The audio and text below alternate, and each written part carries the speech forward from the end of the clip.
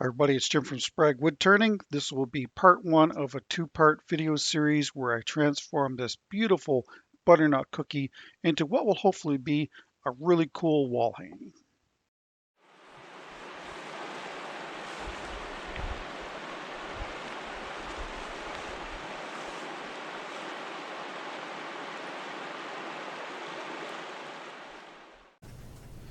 So what we have here is a very large butternut cookie. This was cut probably 2 years ago, and it has been in my kiln for probably the better part of 3 months. So it is dry and ready to be made into something. And I think what I'm going to do with this, and I mean this thing's so large I can barely get it on camera, I'm going to make a wall hanging with this.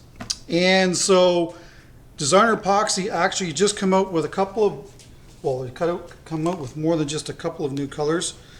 Here's Caribbean blue and turquoise blue. And these are the two colors that I want to use in this piece. But along with that, they now have a sapphire blue,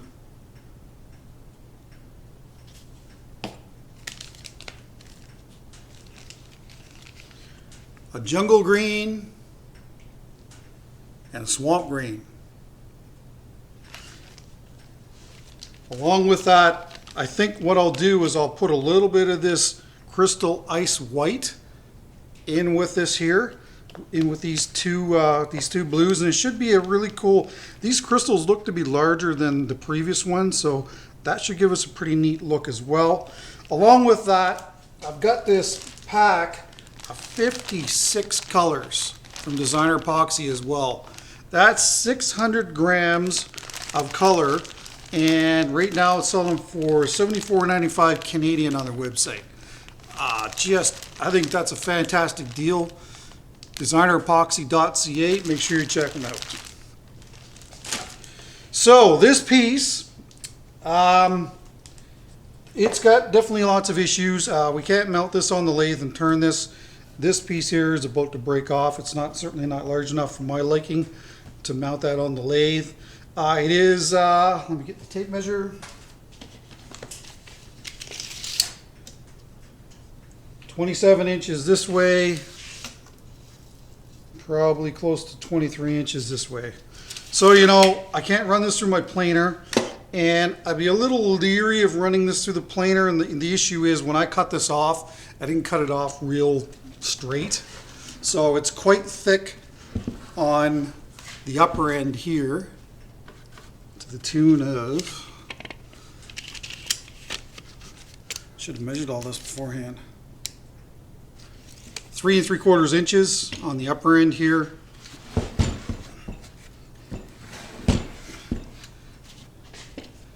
And at its thinnest point,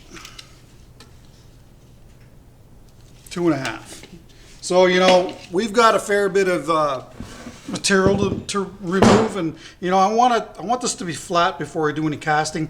I don't see the point in filling in big voids like this, only if you're going to get rid of all of it. So, you know, it's probably best to flatten this piece first. And I think I'm going to use the R cast. I know that it's probably going to be thicker than it's recommended, so if it cracks, we can certainly address that if it does happen. But anyway, can't run it through the planer, so what I'm going to do is run it through my drum sander, just basically on this one thick side until we can get it flat. And then once we've got it all flat, we can do some casting.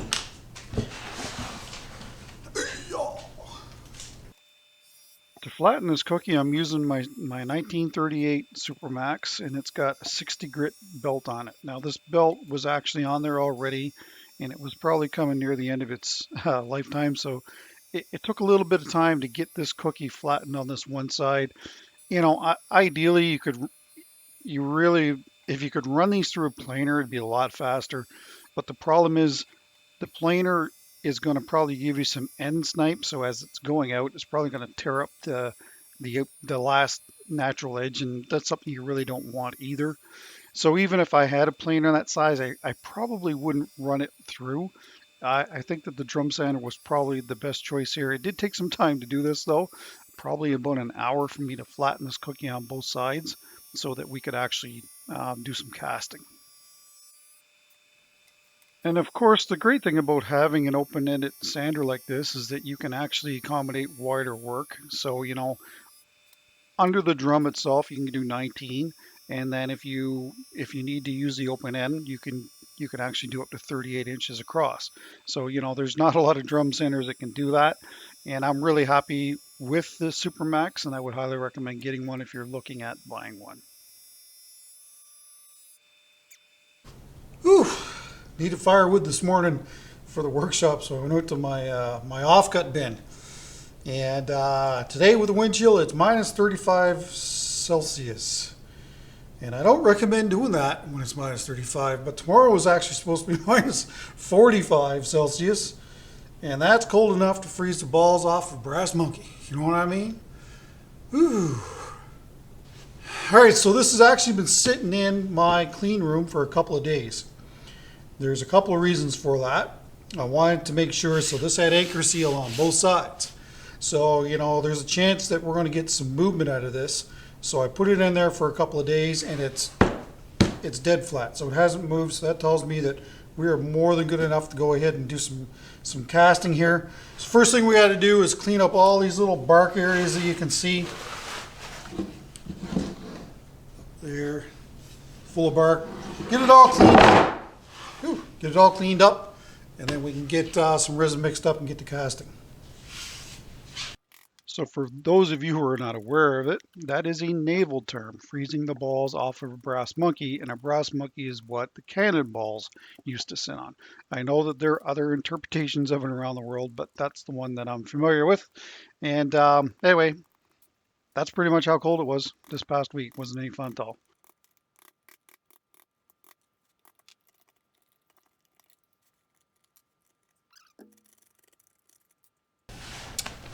So the other thing, before we can do any casting, this got cut off with a saw. So I just want to round this over so it looks natural-ish, if you will. And then we'll clean out the rest of this, and then we'll have to make some dams. So, I'll cover this again, that it's so important to remove all that bark. You don't want to leave any of the bark behind, or else you're going to have adhesion issues. Here I'm using the Kutzall sander to just kind of make that a more rounded appearance. That way it doesn't look, like I said, doesn't look like it's cut off, because that just seems out of place. But it left a pretty rough surface, so I just took some 60 grit here just to clean it up and make it look nice. That is a flap sander, and I believe it is 60 grit. And I just use that to where we're going to put our dams in place so that we have good adhesion with the resin and the hot melt glue. Since we've got so many areas to fill, I figured that I would use this thin MDF, and I'll caulk all around the edges here. And this is what I'm going to use. And the reason why I'm using this is because that's what I've got. So I don't think there's anything special about it. It should work. So I'm going to lay down a big heavy bead around all these voids, all around these edges like this. And then that way when we flip it over, we'll be able to make dams down in here that we can attach it to the hardboard or the MDF. Since starting resin casting, I've used a bunch of different caulking, and I personally find that it probably really doesn't matter. I throw it down. If you put a big enough bead on it, when you stick the board to the bottom of it, it's usually not going to leak. You can certainly share your thoughts on that, but I've used a number of different ones. Ones that are just laying around the house, and they all seem to perform, and it's had a couple leaks on a couple occasions, but for the most part, it really doesn't leak. There. That was pretty slick, eh? I don't know, I might put some caulking all around the edge too. My wife says that I have this tendency to overbuild things, and she may be right. So I don't really know if this is a necessary step, but hey, it's not going to hurt anything. Unfortunately, I think that's about all we can do today. I really want this to set up before I do anything else. So I'll use the hot melt glue and make these dams in here, I think, anyway. And yeah, I guess we're gonna have to wait till tomorrow. So we'll see you then.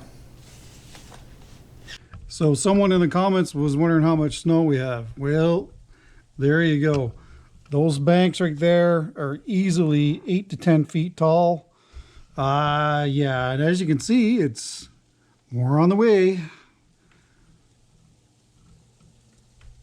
So it's a couple of days later, and this is what I've done. I did this off camera.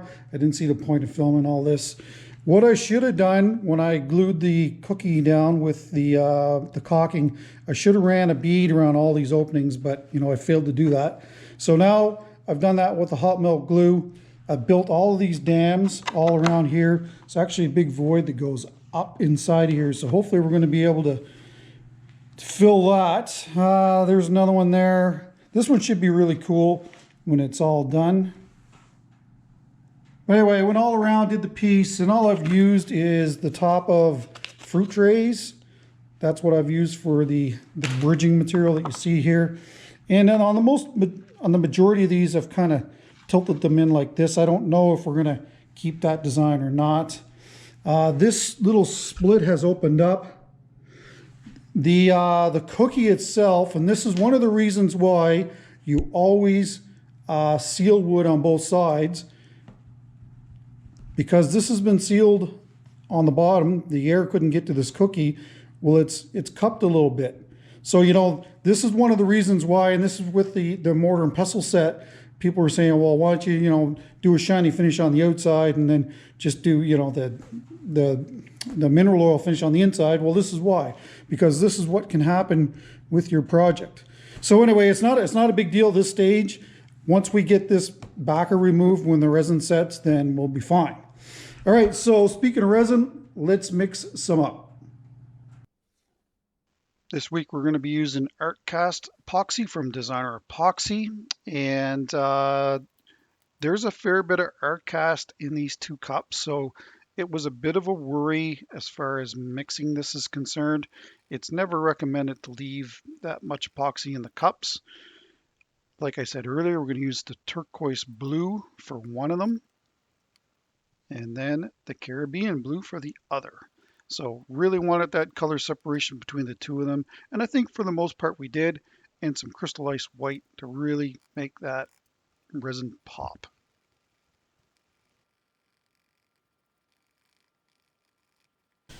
So there's our 2 colors mixed up. Temperature right now is 38 and climbing. No, down to 37, never mind. 36.7.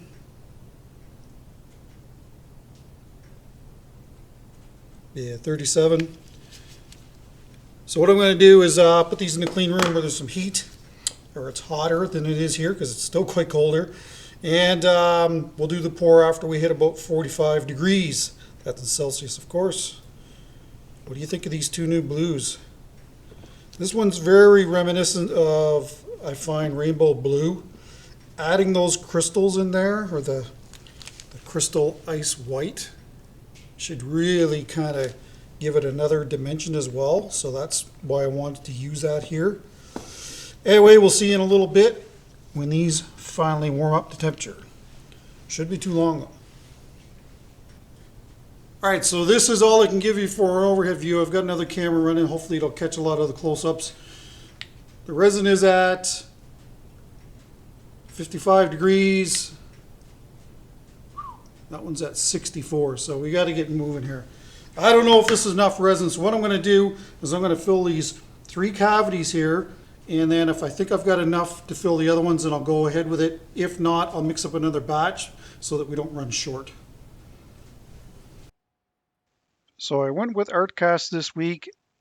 I was really looking for that cool color separation, so that's why I went with the Artcast. I could have used Deep Cast, but to be honest with you, I just didn't really have the time for it to set up and to basically get this video done this week. So this is why I went with the Artcast. So far so good. I don't see any leaks. It looks like we're going to have enough resin too, so that's good.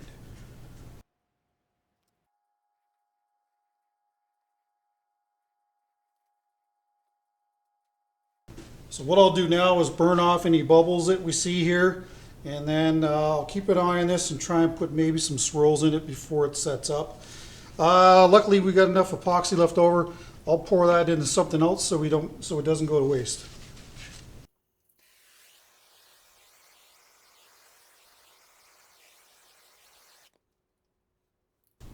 Well, it's already starting to set up. Yeah.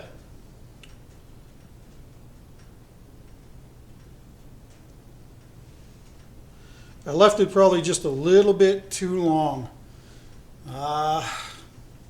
You know, I'm sorry, I just can't get this all on camera. Anyway, I'm thinking it's going to look pretty cool. That's for darn sure. Got to try and get the rest of this into something else before it sets up.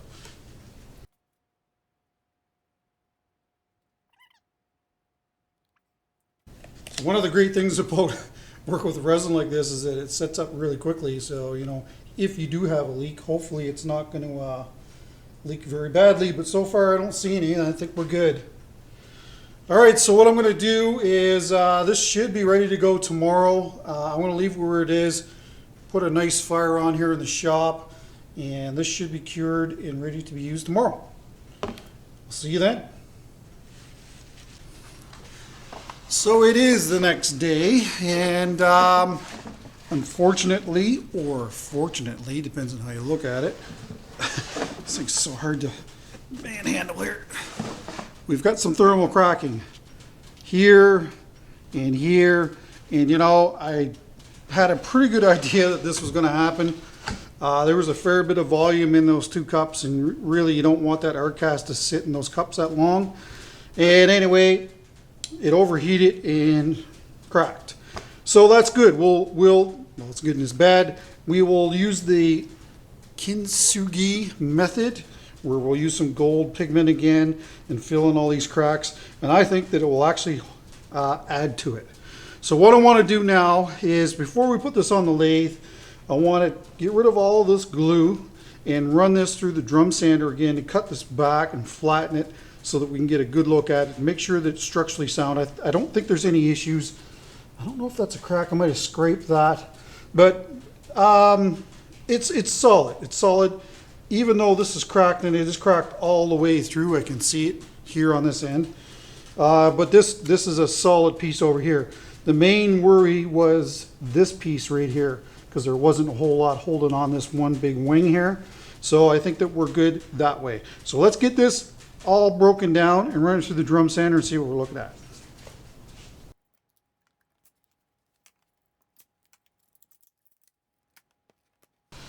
I'll try and recycle this stuff back into my hot melt glue electric frying pan.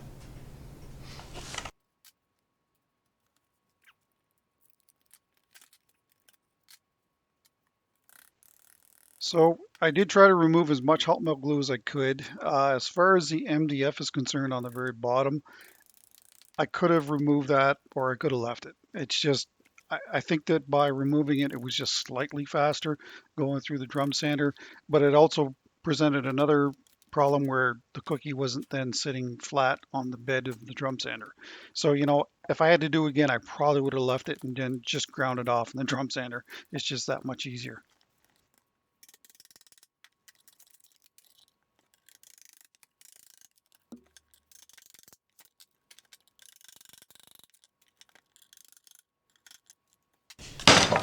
Well, man, that's not easy to get off, I'll tell you that.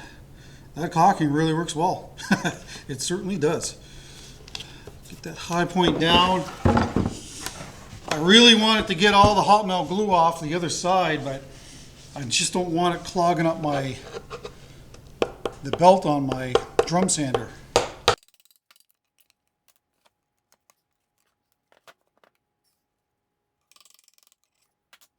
That's pretty much pointless. Let's just run it through the drum sander and see what happens.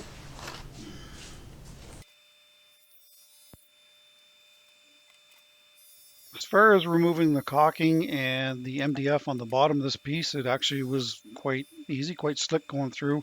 Once I flip it over and, you expose the belt to that hot melt glue, then, we start having issues. And you can watch it. It goes through initially pretty decently. And then, of course, you raise the bed up. So, but, you can see that the glue's already starting to transfer to the belt. I do try to clean it here, but, it's not long before I realize that this is probably pointless even going any further and to try and remove. See, it's just really stuck there. So anyway, I just figured that it's time to try something else so that we can get rid of this hot melt glue.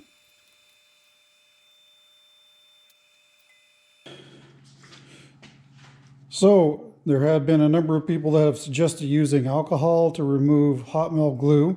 So before I ruin another belt, I figured that I would give it a try, and I just tried it in this one little area, and actually, it did actually work quite well. So this has been sitting on here for, I don't know, a couple of minutes, and I find as long as you can get underneath of it, you can usually peel it right up.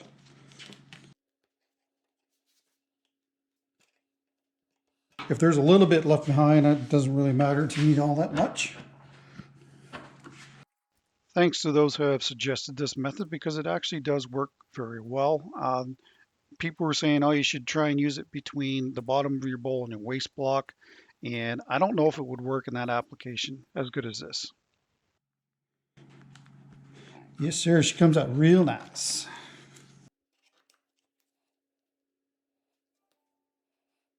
That will definitely go back into my hot melt glue frying pan.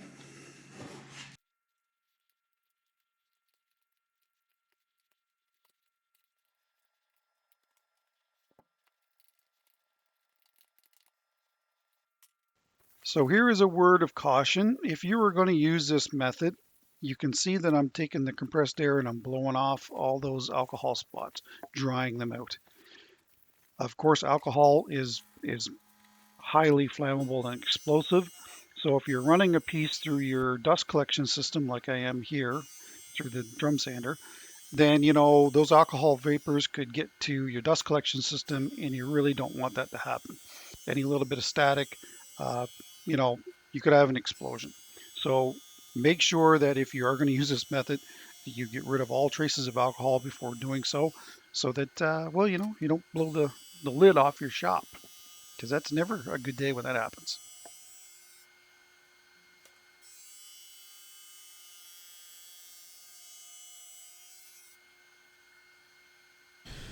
All right, so it's decision time as to what's going to be the front and what's going to be back. And I mean, that's the main reason why I ran this through the drum sander so that we could get a good look at this. Now, I like this resin pocket here for sure. The defects on this side are larger, so that will also work as far as using the gold pigment and CA glue for that look that we want. The kintsugi method, I think that's how you say it. The other option, of course, is the other side, and I mean, it's got some merits too. I like how these are all kind of almost concentric, but I don't know. I think visually on the other side it's probably better. Yeah, see how further these are apart on this side? But you've got this resin pocket that I think is going to be nice too. So I think this is going to be our front face. Again, I just, it's hard to get the whole thing in the frame. This camera is sitting at about 7 feet, believe it or not.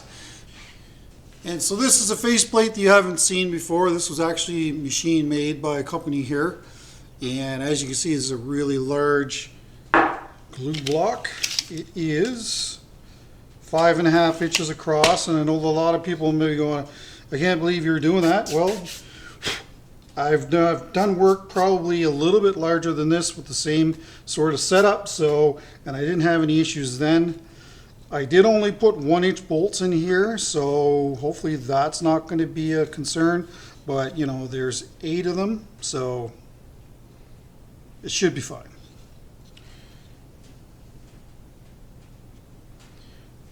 I don't know.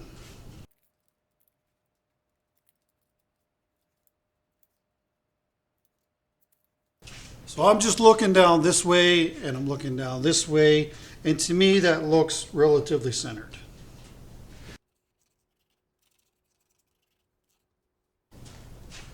You definitely don't want to spare the glue here.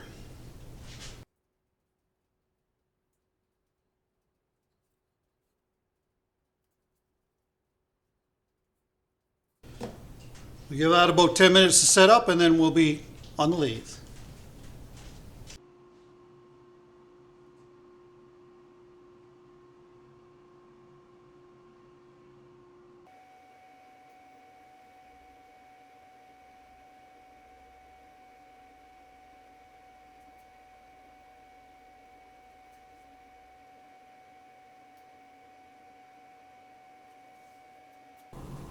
Well, it looks pretty good. Not going to be able to get a lot of speed on it, that's for sure.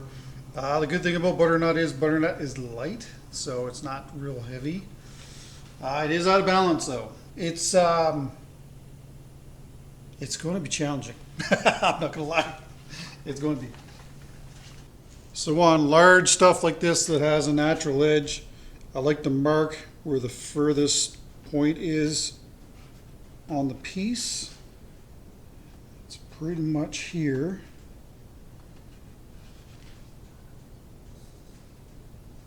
So that way I have an idea where to start with the chisel, and if you pull this way, when you come out near the end, especially the very end here, you got to really slow down your pull rate so that you don't tear the edge of this off. I mean, it is preferred that you go in like this, and if you go in this direction, you typically don't tear the end off here, the bark or the natural edge, if you will. So the other thing too is, I'm going to make this a little bit convex on the back, and all the work is really going to be on the front face of this. But I want to do this first, and then we'll go from there.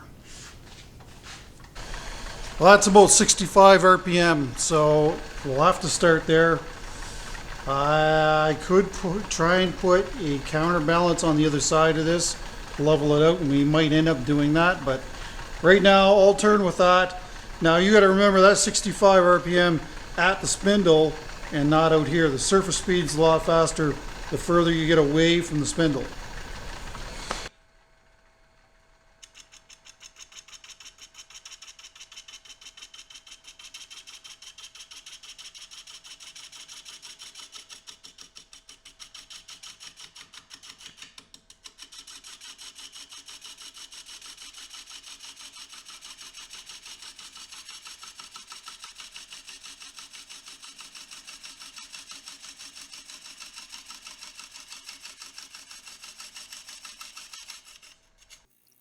So in this video, you're going to see me use a variety of tools. The Hercules #1, #3, the 5/8 bowl gouge from David Ellsworth right there. You're also going to see me use the Hunter Osprey #1 tool. And in the end, I found that the small little cutter that's on that #1 was probably a better choice to use. And the reason for that's because it's not as aggressive. This resin is fully cured, and it's chipping out on me, and a lot of that's got to do, even though this went through the drum sander, it still isn't truly flat, especially after the glue block went on it. So you've got a bunch of areas that still need some filling, and it was really affecting things. I tried all kinds of different cuts, push cuts, pull cuts, you name it. And, in the end, I was just having a really hard time with pretty much every tool in my workshop to get a nice clean cut surface on this piece.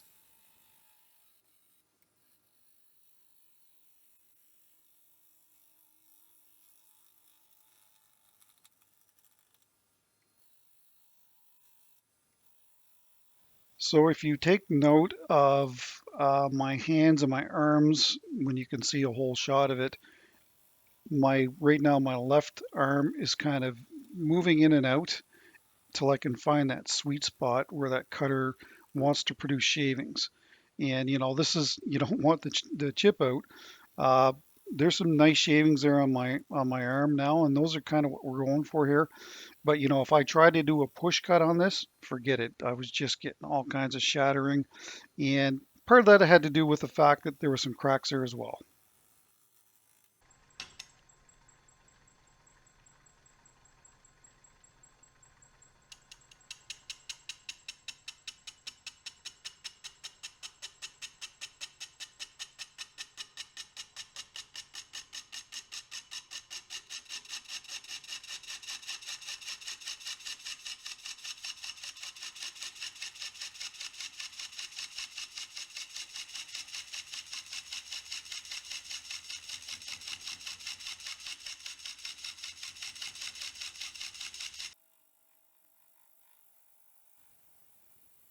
So for the most part, when you're seeing me using the Hercules or the gouge, I'm actually probably using them in a roughing out sense, just trying to get this thing down to a good size that's, you know, I was kind of shooting for between an inch to inch and a quarter in thickness. And of course, I want to put all kinds of different profiles on this too. Not exactly the best wood to do that with because butternut is traditionally quite soft, so it's not going to hold an edge well.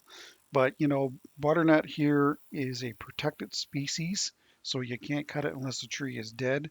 And this is a very nice, large, good example of butternut. So, you know, I really wanted to make this an art piece as opposed to just a gigantic platter.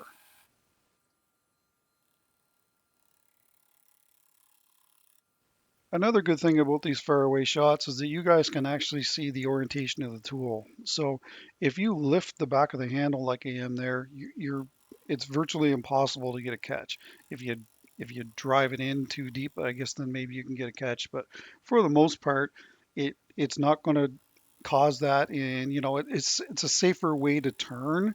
The more you tilt the handle down, then the riskier it gets. So a lot of times when you see me using these tools, they're basically at a 45-degree angle on their side. And again, if you do it that way, you're not going to get a catch either.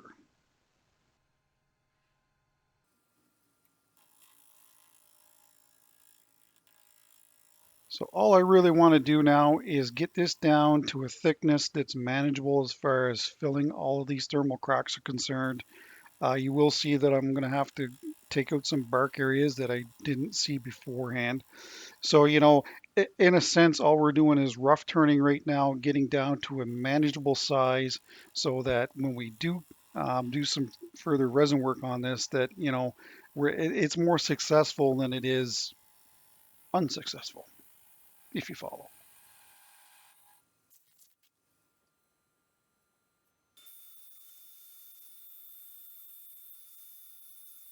Before I do any more resin casting, I also want to grind back this edge because I didn't know if there was going to be any big voids in the ends. So that's basically what I'm doing here. So I went around completely around the outside edge of this, cleaned it all up so that we can get a decent look at it as well. But I thought that it was important to grind back the edge now, and I'm just using 60 grit to do that so that I'm exposing any cracks.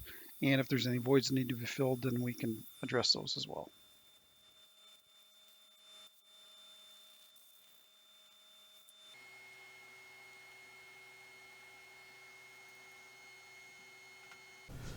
So we got to fill these holes or these thermal cracks. It's really it's hard to run the tool across the surface of the wood. It keeps chipping out. So this is some Gorilla Tape. I will seal up the back side of this.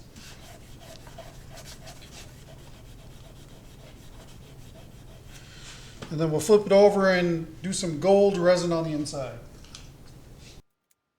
So that was the other issue I was having. Because of those big cracks that were there, the tool was dipping into there and I was getting lots of chip out. So, you know, I really was compelled to, at this stage, go ahead and do that because it it was going to just probably make it worse. So here I'm using the Quick Cure, and it's a good choice if you want to carry on with your project in an hour or two. We don't really show it a whole lot here on the channel, but it is a great product, so make sure you check it out. And when I mix this, you'll see that I mix it very, very pigment strong. I really want that gold color to come through, so that's why I mixed it that way. All right, so I'm going to try and show this best I can. Move this around so the camera at least can see what's happening here. Lots of these cracks, so I'm just going to pour this resin on here and maybe encourage it to go down into the holes.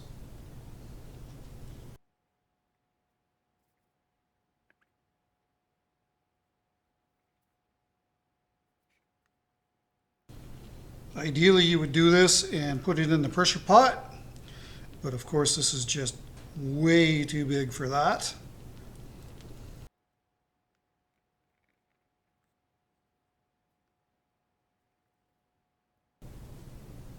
This stuff's starting to cure up already. It's so hot. Woohoo! Wow.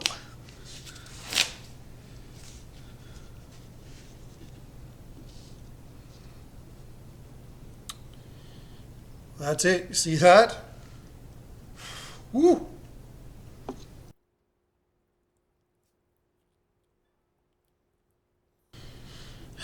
Well, there's another lesson. That was too much. I shouldn't have mixed up that much. So I'll mix up another smaller batch of it, and then that way it doesn't do that, cure so fast. There's another 2 ounces, same color intensity. One of the things that I find really challenging when working with epoxy is getting that same color intensity when you have to mix up more. So that's why I mix so much in the cup. When I was mixing it, I'm like, I don't know, it's probably going to be too much here. And sure enough, it was. And the problem with all of this is you could get, right down to the last crack or two that you need to fill, and then you're out of epoxy. And then if you have to mix more up, it's unlikely going to match, even though if you did measurements. So this is why I mix so much in the beginning. All right, I think that's it. That's all we can do. I'll throw that in my clean room, and hopefully in a couple of hours I'll be able to flip this over. I'll peel the tape off the backside, do the same thing on the backside. I'm not going to bother showing it because, well, there's just no need for it. And I guess we'll see you tomorrow because we won't be able to finish this today. So it is the next day. I think that we've had some fairly decent penetration with the resin here, but I can tell in some areas that it didn't quite go all the way through, and that's to be expected. You're trying to fill probably 1.5 inches.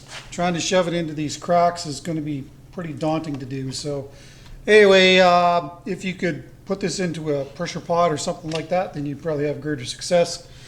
But the big thing is I need it to get these stabilized better so that we don't so much chip out. Anyway, let's trim this up and see what we're looking at.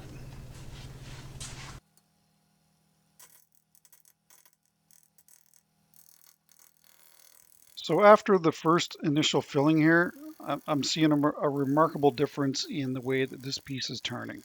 So now that the cutter's not going in and tearing out those areas where those cracks were, it's a lot smoother to turn. So that's certainly a big bonus.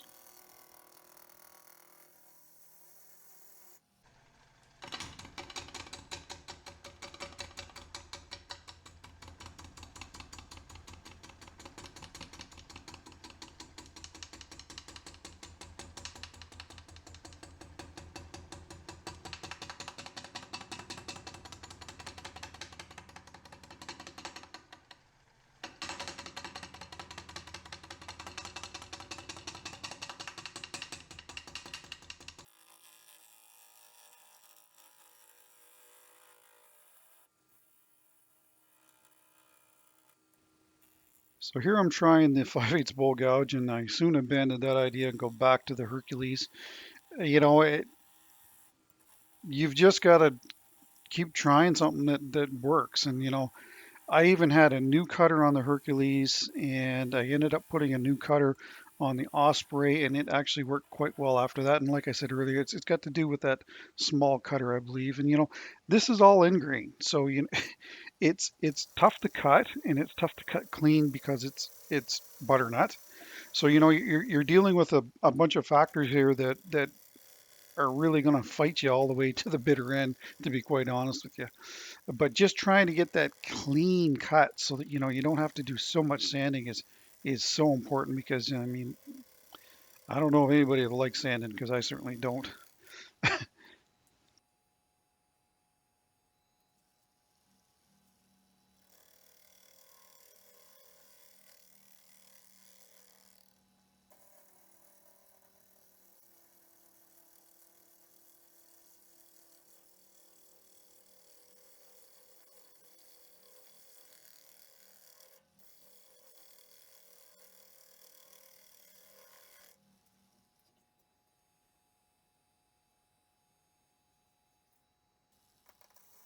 So finally on to doing some detail work. I've got, for the most part, the thickness that I want. I think we still need to do some trimming on the back side of this, but I've got my convex shape on the back side, and I wanted to put a button in the very center of this, and then further on you'll see me put a bead a little further out, and then kind of just a raised squarish block, which originally I thought I was going to do some carving on, but then I abandoned that idea because it just probably wouldn't have looked good with the butternut because butternut won't hold a detail like this.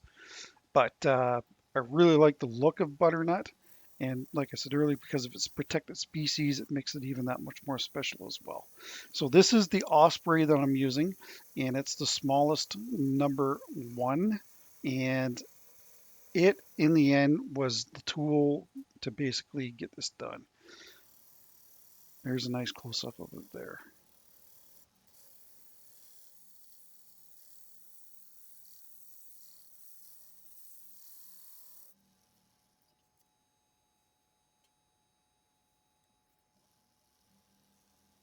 So as we go further into this, you'll notice that when I do turn the lathe off and have a look to see about how my progress is, the resin no longer, you might see some chipping out here and there, but for the most part, the chipping out is now gone.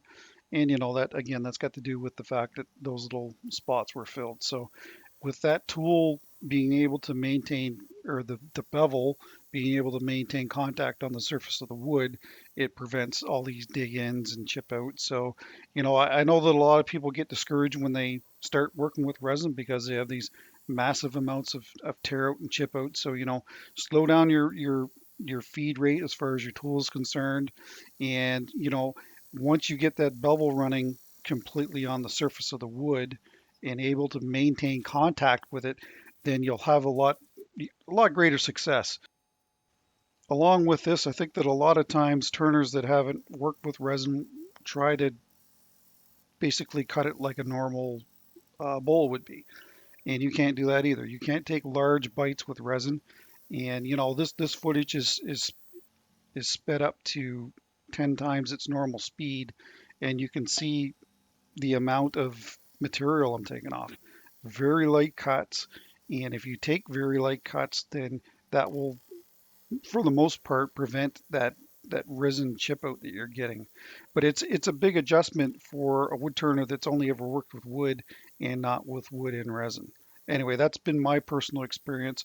By all means, share yours, but you just cannot treat the two of them, or you can't treat resin like you would wood.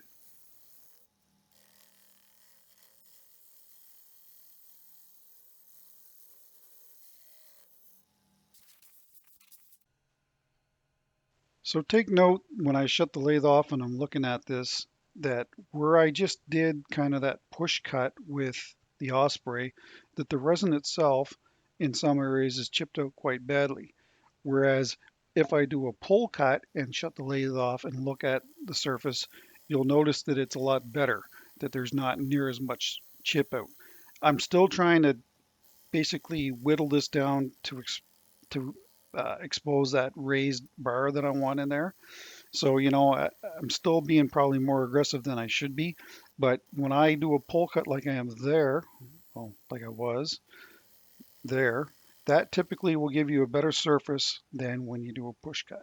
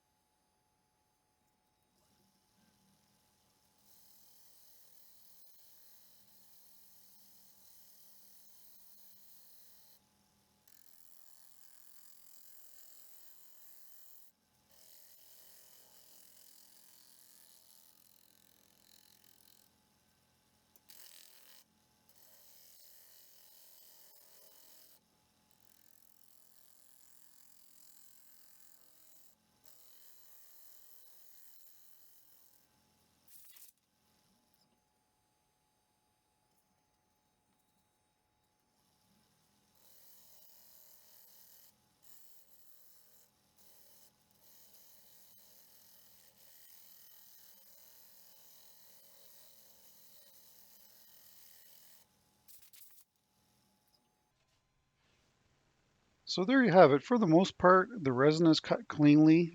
As you can see, there's still some cracks to be filled. Yeah, just really hard to get a clean cut. I know that I didn't show this yesterday, but this is the back side of the piece. And again, there's still going to have to be some filling done afterwards. That's sunk in afterwards where the cracks are. Well, we're going to give this a trim in, thin it out a little bit, and then we'll do hopefully our last filling, but I think that's rather optimistic. It's probably going to be more like 2 or 3 before we can get all of the holes. And man, I can't wait to get a coat finish on this. This piece is going to darken up. It's going to look really nice.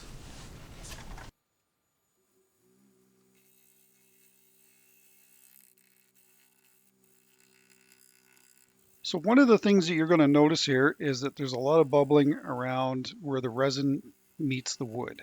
And what I should have done was sealed up those edges prior to using Narrowcast.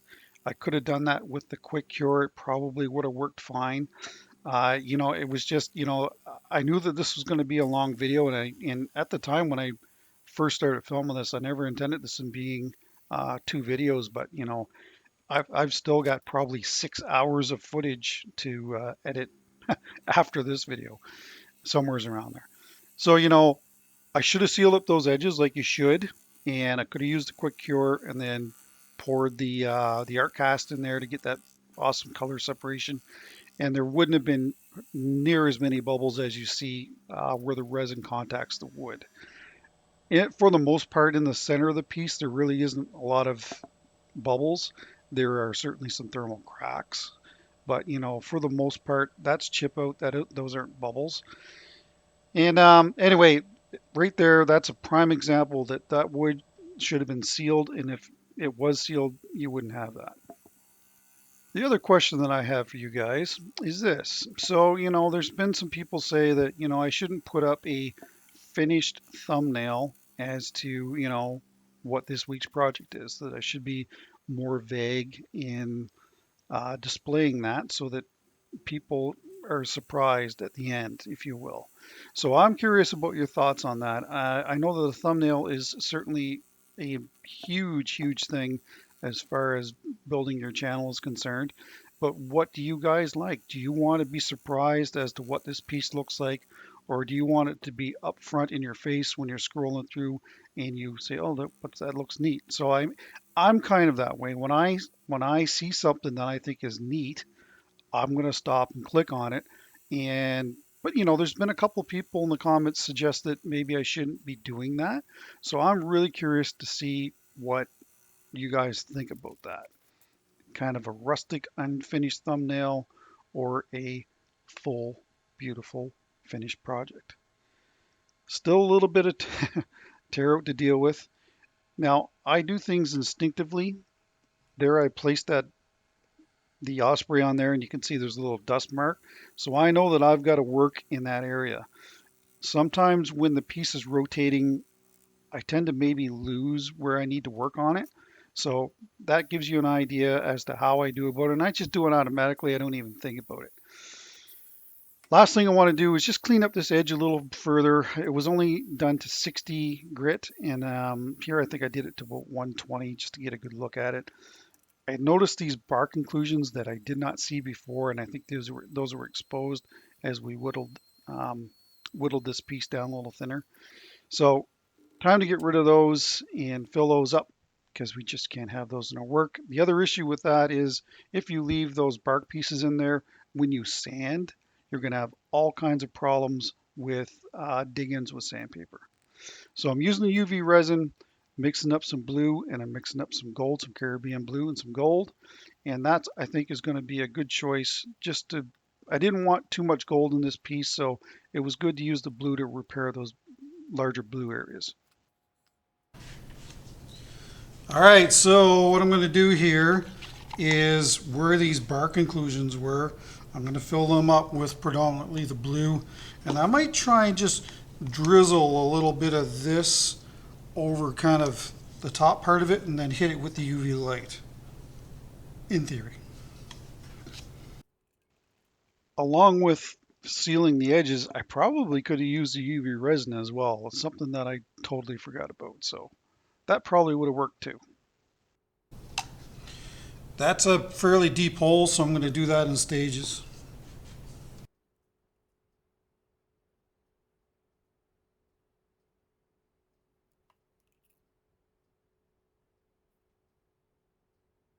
Something like that.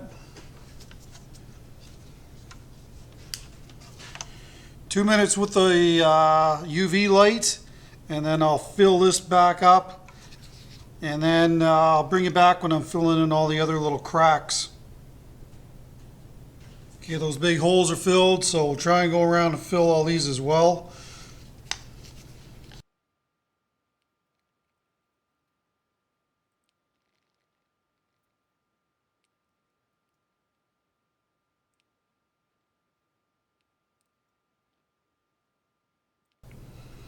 All right, same deal. I'll hit this with the UV light, and then anyway, once I get this all done, I'm going to be a while. We'll be back on the lathe and carry on with this. Well, that's it. I've got to call the video here. I'm sitting at 52 minutes already after editing before the outro here. So I think that this piece is going to be way up there on the scale as the things that I've made. So I really want to do this piece justice and show you guys what it's going to be in the end and give you the detail that, you know, a lot of people are really looking for. Really interested on your thoughts on thumbnails. Do you just put up a piece of burl with some sticks and leave it to your imagination as to what it's going to be? Or do you like seeing a finished project in the thumbnail so that you click on it and go, oh, that's interesting. What's that all about? So it'd be really interesting to hear your thoughts on that in the comments. And if you want to be entered into the 3-gallon kit at $90,000 from Designer Epoxy, please leave Designer Epoxy in the comments down below. And again, that is just for Canada and the lower 48 US states, or the rest of the world we can't accommodate you. Don't forget about the sponsors in the description down below as well. And you know, I really hope that you guys enjoy the video. Trust me, I'm almost kind of, I got 2 coats on it now, and it's a pretty impressive piece. I'm going to say that right now. So please come on back in 2 weeks. And everybody's like, 2 weeks? Yeah, so I want to do this, the 85,000 subscriber giveaway bowl next week. If I don't stay on top of that, then by the time the second video airs of this project, you could be sitting at 87,000 or 88,000. So I want to stay on top of the subscriber giveaway bowls. So that'll be next week. Not sure what it's going to be, but it will be next week. So please come on back for that, and then we'll finish this project 2 weeks from now. Sorry, I have to make you wait. All right, well, that's it. Hopefully you enjoyed the video. If you haven't hit that subscribe button, please do that. And of course, don't forget your bell notification. That way you know when a new video goes up each and every time that I upload. All right, well, that's it. Take care, stay safe. Don't forget that bell. We'll see you next time.